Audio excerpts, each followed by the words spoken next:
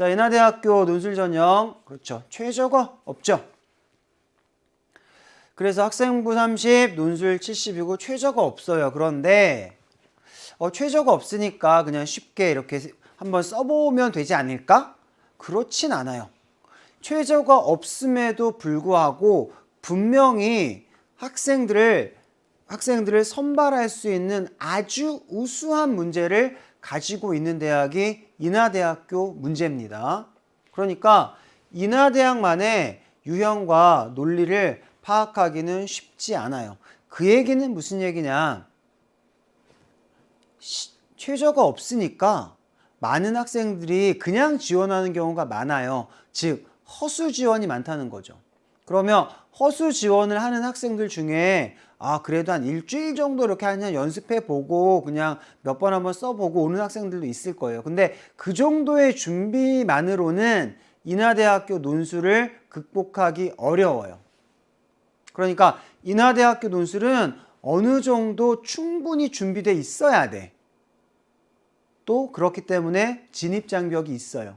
그러니까 이 진입장벽을 어느 정도 뛰어넘을 수 있는 정도의 준비를 한 학생들, 이런 학생들이 뭐 할 수 있다? 합격할 수 있다. 물론 여러분들이 선생님의 강의를 아주 급박해서 보는 학생들이 있을 것 같기는 해요. 괜찮습니다. 자, 단지 시간의 문제가 아니라 진심의 문제고 횟수의 문제야. 그러니까 여러분들이 짧은 시간이라도 선생님의 강의 꼼꼼하게 듣고 그 다음에 인하대학교 3년치, 4년치 정도의 기출문제를 꼼꼼하게 보면서 선생님이 가르쳐준 방식대로 뭐 해야 돼? 연습하면 할 수 있어요. 알겠죠? 그러니까 그냥 헛수가 절대로 되지 말고요. 최소한의 시간은 써야 되고 최소한의 노력은 해줘야만 합격할 수 있는 대학이다. 알겠죠? 자, 논제형 보겠습니다. 가에 제시된 예술에 대한 두 가지 관점을 설명한 뒤, 자, 오늘은 1번 문제만 할 텐데요. 그중 하나의 관점을 선택해서 밑줄 친 A에 대한 자신의 입장을 남아를 바탕으로 서술하시오. 그러니까 사실 논술을 처음 접하는 학생들은 인하대학교 문제 자체를 이해하는 것도 사실은 어려워. 심지어 천자야. 그렇죠. 그러니까 아주 제시문도 길어, 다른 대학에 비해서. 그러면 얘를 어떻게 구성을 잡고 어떻게 특징을 잡아야 될지부터 좀 어렵습니다. 그런데 문제도 몇 개 없어. 왜냐하면 유형이 계속 바뀌어 왔으니까. 그러니까 선생님이 지금 1강에서 여러분들한테 설명할 바는 뭐냐면 문항은 계속 바뀌어 왔지만 기본적으로 사고의 방향, 그 다음에 틀, 그리고 예시답안의 방향, 즉 여러분들이 써야 되는 전체적인 구성, 이런 부분들은 변함이 없어요. 조금씩 옷만 바꿔 입은 거다라는 겁니다. 자, 그래서 변형된 분류 비판형이라고 선생님은 정의하는데요. 자, 논제를 가만히 쪼개 보세요. 그러면 가에는 예술에 대한 두 가지 관점이 나와 있다라는 거잖아. 그러면 그 관점을 설명하래, 그냥. 그러면 관점을 파악해야겠지. 그리고 두 관점에 따라서 제시문 나, 다, 라, 마야. 그러니까 4개죠. 근데 2024 모의 이전에는 제시문이 6개였다고. 제시문이 3개짜리라 그래도 이 각 제시문 안에 찬성방대 2개의 어떤 의견이 동시에 들어있었기 때문에 사실은 제시문이 6개였거든요. 근데 이제는 제시문이 여기 같은 경우는 4개니까 오히려 사이즈를 줄여준 거야. 자, 그러니까 A 관점이 있고 가에는 예술에 대한 A의 관점과 B의 관점이 있다라는 거죠. 그 다음에 나다라마죠. 나다라마가 있어. 그러면 이 중에서 하나의 관점을 선택해서 밑줄 칠 A에 대한 자신의 입장을 나마를 바탕으로 서술하래. 이 얘기는 무슨 얘기일까? 이 중에 2개는 A의 관점이고 2개는 B의 관점이란 얘기예요. 그러니까 제시문 4개가 딱 떨어지는 거야. 그러니까 밑줄 친 A에 대한 자신의 입장을 나마를 바탕으로 서술하래. 자, 그러면 여기에서 의문이 들죠. 어떤 의문이 들어? 의문이 안 드는데요, 선생님. 이러면 안 돼요. 우리 논제를 아주 꼼꼼하게 살펴봐. 꼼꼼하게 살펴보면 무슨 얘기냐? 자, 선생님이 금방 뭐라고 했냐면 A 관점에서 2개고 B 관점에서 2개라고. 그러니까 분류야. 그렇죠? 대학 논술을 모르더라도 그냥 이건 분류잖아. 근데 논제의 요구는 뭐냐면 나 말을 바탕으로 하래. 그러면 내가 A 관점이면 두 개만 쓸 수 있는 거고 두 개는 버리는 거잖아요. 근데 나 말을 바탕으로 하라고 했으면 여기에서 두 개만 쓰고 두 개는 버리라는 건가? 근데 무려 몇 자야? 1000자라고. 그러면 재심은 3개 가지고 1000자 써야 되잖아요. 뭔가 이상하지. 뭔가 유학이 너무 많아. 그러니까 그런 식으로 접근하는 건 인하대의 접근 방식이 아니라는 거야. 자, 그러면 어떻게 가는 거냐? 이렇게 가는 거예요. 두 개의 관점에 따라서 나마를 분류해. 내가 A 관점이야. 그러면 나마, 즉 내가 선택한 제시문은 내 주장에 대한 이 관점을 선택한 것에 대한 뭐가 돼? 주장이 돼. 근거가 돼. 그리고 요 두 개는 내 입장과 반대될 거 아니야. 그러면 내 입장에 대한 반론이 돼요. 그리고 끝에 가서 얘를 재반론해야 돼. 그것이 인하대학교 방식인데, 자, 그러면 논제 유형이 바뀌기 전에는 어떻게 나왔냐? 자, 그러니까 이런 거면 있다는 거지. 2024 모의부터 유형이 바뀌었는데 어떻게 해야 돼요, 선생님? 사실은 똑같은 유형이에요. 2023 기출을 보면 문제 유형이 이렇게 나왔죠. 좀 바뀌었어요. 다음 중 하나의 주장을 택해서 조건에 따라 논하는데 주장이 뭐냐면 차등적 징세를 통한 직접적 결혼 출산 지원 정책에 찬성한다, 반대한다야. 그러니까 두 개의 명확하게 대조되는 관점이 있지. 둘 중에 하나를 선택하라고. 그 다음에 가다를 모두 활용해서 3가지 논거에 들어서 주장을 정당화하라 그랬는데 얘는 좀 변형된 건데 가나다 지문이 3개잖아요. 근데 이 각각의 지문 안에 가 안에도 찬성 반대 근거가 있고요. 나 안에도 찬성 반대 근거가 있고 다 안에도 찬성 반대 근거가 있어서 상당히 독특하죠. 그러니까 실제로는 제시문이 6개였다니까. 그렇게 해서 그 중에서 3가지의 내용을 찾는 거야. 그 6개 중에서. 그게 자기의 근거야. 근데 그러니까 3개는 자신의 근거고 그 나머지 3개는 반론이야. 그리고 반론을 조건일에서 활용하지 않은 논거로 각각 재반박하라는 거야. 그러니까 주장, 반론, 재반론. 요 구조로 가져가라는 거거든요. 그냥 얘를 조금 더 풀어 쓴 것뿐이니까 조금 더 앞으로 쓴 게 아니죠. 압축적으로 한 것이 2024입니다. 그러니까 자 2024 뭐이죠? 예술에 대한 2가지 관점을 설명하라 그랬어. 그러면 요거 사실 그 제시문에 직접적으로 드러납니다. 이전에는 뭐였었냐면 이렇게 2개를 직접 줬다고. 둘 중에서 하나를 선택해 그랬는데 둘 중에 하나를 선택해 이게 아니라 그냥 제시문 안에서 수험생 여러분이 직접 찾으세요. 요 정도 차이인데 찾는 게 그렇게 어렵지 않아요. 그 다음에 하나의 주장을 선택하라 그랬죠. 그럼 요게 밑줄 친 A에 대한 자신의 입장. 그러니까 둘 중에 하나를 선택하는 거지. 그래서 그 입장을 밝히는 거야. 그 다음에 나 말을 바탕으로 서술하라 그랬어요. 4개의 제시문 중에서 2개는 근거, 2개는 반론인데 얘는 3가지는 논거고 3가지는 예상 반론이고 그 다음에 재반박하라는 거잖아. 그러니까 요 얘기를 요쪽으로 이렇게 묶어서 준 걸 뿐이에요. 근데 다만 요게 이제 안 보이는 거지. 그러면 똑같은 방식으로 그냥 여러분들이 서술하면 되는 거예요. 그래서 자 요렇게 정리하면 됩니다. 인하대 1번 써 놓습니다. 자, 분류형 논지에 대한 접근법은 일단 숙지해야 돼. 자, 그러니까 분류형은 어떻게 가는 거야? 그렇죠.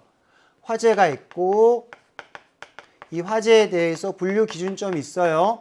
이 분류 기준점을 써놓고 요거에 따라서 제시문을 실제로 분류하는 건데 거의 이 앞부분은 예시답안이 정해져 있어요. 구조가. 그 구조대로 그대로 쓰면 돼. 알겠죠? 그래서 그러니까 예술에 대한 관점을 드러내고 있어.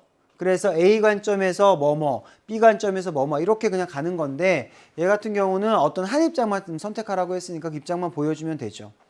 그리고 복수 제시문이 지금 4개가 나왔어요. 근데 얘는 변형이 가능하다. 즉 그러니까 4개가 아니라 뭐 3대 3, 6개로 갈 수도 있어요. 그래서 대체로는 이제까지는 보면 항상 짝수로 나왔어. 두 개는 근거, 두 개는 반론. 혹은 세 개는 근거, 세 개는 반론. 이런 식으로 항상 짝수로 나왔다라는 거. 그래서 분류하고 요게 핵심이죠. 분류해, 입장을 선택해. 그 중에 나는 A 입장이야, B 입장이야. 입장을 선택해. 그 다음에 근거 제시문 두 개를 찾고 그 다음에 두 개는 반론 제시문이야. 자, 요거 지금 논제에 나와 안 나와? 논제 다시 보세요. 그 사이 까먹었죠? 논제 뭐였어? 나 말을 바탕으로 서술하라고. 그거만 나왔지. 근데 두 개는 근거고 두 개는 반론인데 이건 안 나왔잖아요. 근데 예시답안 보면 이런 식으로 써 있다고. 이 얘기는 뭐야? 그냥 기존의 인하대학교 방식대로 서술하라는 거야. 다만 그거를 줄인 거죠. 그래서 근거, 반론, 그리고 이 반론을 재반론하는 인하대학교 특유의 스타일로 쓰라는 얘기입니다. 요거 중요해요. 그리고 분량은 좀 많은 것 같죠. 하지만 가만히 생각해봐. 제시문이 최소 몇 개야? 5개잖아. 그렇죠? 가에서 어떤 상반되는 관점 찾잖아요. 그 다음에 나 말을 활용하라 그랬어. 그러면 두 개는 근거고 두 개는 반론이야. 그러니까 어쨌든 요약해야 될 거 아니야. 그러니까 분량이 많지만 우리는 충분히 요약으로 해결 가능하다. 그러니까 선생님이 왜 이 두 개를 보여준 거냐면 인하대는 인하대만의 아주 독특한 스타일이거든요. 그러니까 다른 대학 논술 문제로 인하대를 공부하는 게 조금 어려워요. 뭐 여학생들 같은 경우에 뭐 성신여대라든가 이렇게 반론하는 구조 이런 대학들은 좀 겹쳐 있기는 하지만 특히 남학생들 같은 경우는 이렇게 크게 준비할 데가 없는데 완전하게 2024, 2025 스타일로 나오는 게 별로 없다고요. 그러니까 문제 몇 문제 없잖아. 그러면 천상 우리는 뭐 해야 돼? 2020이나 한 그때부터 문제 봐야 되거든요.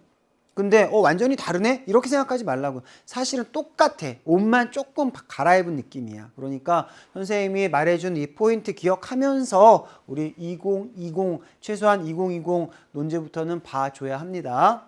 자, 인하대학교 2번 문항은요. 도표 해석 문항이에요. 이 인하대학교 2번 문항이 역사적으로 이렇게 살펴보면 한 10여 년 전 이럴 때는 도표인데 약간 수리적 해석이 있었어요. 이게 되게 어려운 어떤 수리는 아니지만 약간 뭔가 그런 거 있잖아요. 우리 같은 이렇게 문과 학생들은 어쨌든 그냥 간단한 분수 나누기 이런 것만 나와도 상당히 부담 확스럽잖아요. 좀 그래서 조금 또 약간의 어떤 수리적인 지식이 필요한 부분도 있어서 상당히 어렵고 도표도 상당히 많았어요. 그러다가 이제 문항이 바뀌면서 이제 도표의 수가 줄기는 했는데 되게 어려웠던 게 뭐냐면 도표를 4개를 줘요.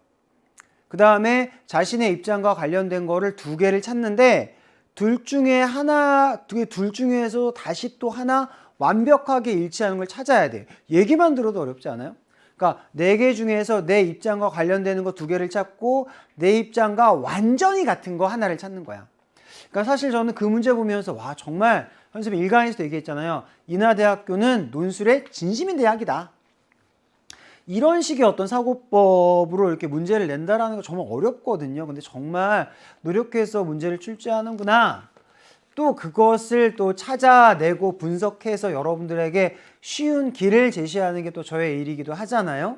근데 그때도 들었던 의문들은 뭐냐면 이렇게 넷, 둘, 하나의 이런 도표를 찾는 게 사실 쉽지 않거든요. 그런 도표를 만든다는 게. 그래서 과연 이런 식의 어떤 서술 방식들이 지속 가능할까? 채점은 쉬운 측면이 있어요. 그러니까 결국에 가서는 그 하나를 정확히 찾은 학생들을 대상으로 해서 이제 그 안에서 합격성을 가리는 건데 사실 그 하나를 찾기가 좀 어려운 측면이 있어서 어떤 애는 합격생들 중에서 그 하나를 못 찾은 학생들이 합격생이 될 수도 있겠다 이런 생각들을 했거든요. 그렇게 하면서 이제 조금 더 도표의 내용이 좀 쉬워진 그런 측면들이 있습니다. 그러니까 그런데 선생님 생각에는 충분히 2024, 2025 정도의 그 정도의 어떤 난이도로도 충분히 학생들은 선발할 수 있어요. 왜냐하면 인하대가 일단은 좀 써야 되는 분량 자체도 좀 부담스러운 게 있거든요. 그러니까 사실 인하대 요약이 쉽지 않아요. 선생님이 1강에서는 시간상 요약은 좀 간단히 넘어왔잖아요. 도표로 이렇게 만들어서. 근데 그 정도로 이렇게 간단하게 그 긴 제시문을 핵심어 중심으로 해서 포인트를 잡는 게 쉽진 않거든요. 그러니까 그런 부분들에서 여러분들이 조금 더 문장 표현 연습이 필요하다라고 생각하면 됩니다. 자, 도표 해석 및 대안 제시 유형입니다. 자, 도표를 해석해야 돼요. 근데 얘는 이제 조금 쉬워진 측면이 있어요. 그런데 자, 요게 들어온 거지. 대안 제시야. 항상 대안 제시 써 놓습니다. 대안 제시는 여러분들이 방향성만 주면 절대 안 됩니다. 그렇죠? 그러니까 추상성은 엄금, 추상성은 안 돼. 항상 대학 논술에서 어떤 대안을 제시하라고 했을 때는 구체적이어야 돼요. 구체성을 지녀야 되고 가급적 하나의 대안보다는 여러 가지의 대안을 주어야 합니다. 유창해야 돼요.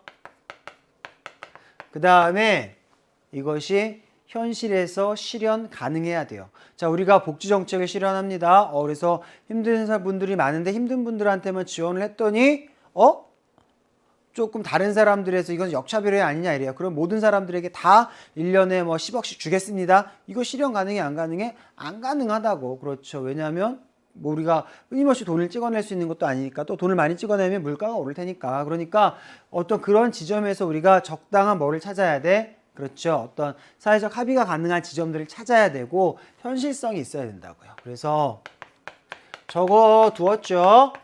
구체성과 유차성과 현실성이라는 이 세 가지의 측면을 같이 가지고 있어야 돼요. 그러니까 도표에 대한 어떤 해석 부담은 좀 줄긴 했는데 역으로 대안 제시 부분에서 우리가 생각해야 될 부분들이 좀 많아졌다라는 거. 그 다음 당연히 일본 문항의 어떤 주제의식과 어느 정도 연결되는 그런 측면에서 문제가 나온다라는 거죠. 근데 물론 이건 이제 나오는 경우도 있고 아닌 경우도 있기는 합니다. 근데 그러니까 어떤 애는 나오고 어떤 애는 안 나오니까 우리가 그런 연결 지점들을 한번 살펴볼 필요가 있어요.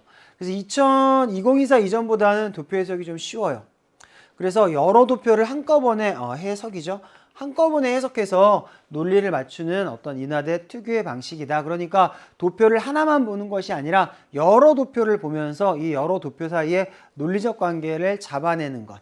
그런 것인데 사실 우리가 1번 문항에서 어땠어요? 1강에서 봤지만 제시문 4개가 있었잖아요. 그 중에서 2개를 선택했죠.